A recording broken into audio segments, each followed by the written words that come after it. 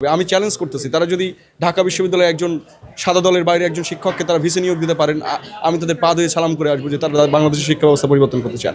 বাংলাদেশে স্বতন্ত্র বা পলিটিক্যাল পার্টিগুলোর বাইরে নির্বাচন করা খুব টাফ ম্যাটার, এবং 24-এর অভ্যুত্থানের পরে বলা যায় যে তারা যে প্রোপোগেশন থেকে, তারা যে থিম থেকে আসলে অভ্যুত্থানটা করেছিল সেটা হচ্ছে কোটানা মেধা। অর্থাৎ আমি ঢাকা বিশ্ববিদ্যালয়ের মতো একটা জায়গাতে বা বিভিন্ন বিশ্ববিদ্যালয়ের ছাত্র সংসদ নির্বাচনে কেন রাজনৈতিক পরিচয় আমাকে নির্বাচন করতে হবে? আমার একমাত্র পরিচয় হবে ছাত্র, এবং সেখানে মেধার ভিত্তিতে শিক্ষক এবং ছাত্র নিয়োগ হবে এবং ছাত্র নেতা তৈরি হবে।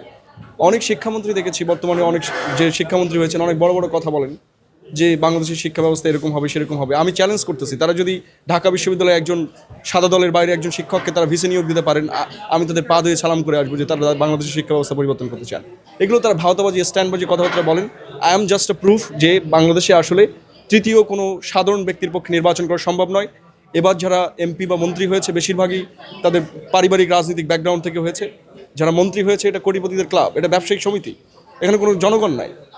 সো আমরা কাউকে জনপ্রতিনিধি বানাতে চাই না, এটা আমাদের ফেইলিউর। আজকে ঢাকা ইউনিভার্সিটি আমাকে ভোট দেয় না, এটা I don't care about it. দেয় না, তারা ভালো কাজ করছে, they have to suffer for it. So আমাদের জনগণ যদি এরকম প্রতিনিধি নির্বাচিত করে যারা দলীয় ব্যাকগ্রাউন্ডের কারণে আসছে, তাদের টাকা পয়সা আছে, ব্যাংকের ঋণ খেলাপি, ওই টাকা দিয়ে যদি তারা নির্বাচন করে, সেটা যদি অংশগ্রহণ করে ভোট দিতে পারে, দ্যাটস দেয়ার চয়েস। এবং আপনি যখন ভুল করবেন আপনাকে সাফার করতে হবে, আমাদের কিছু করার নেই। আমরা যেটা করতে পারি অফার করতে পারি। I have offered my best যে আমি এটা করতে চাইছিলাম। Ultimately DUCSU is going to fail.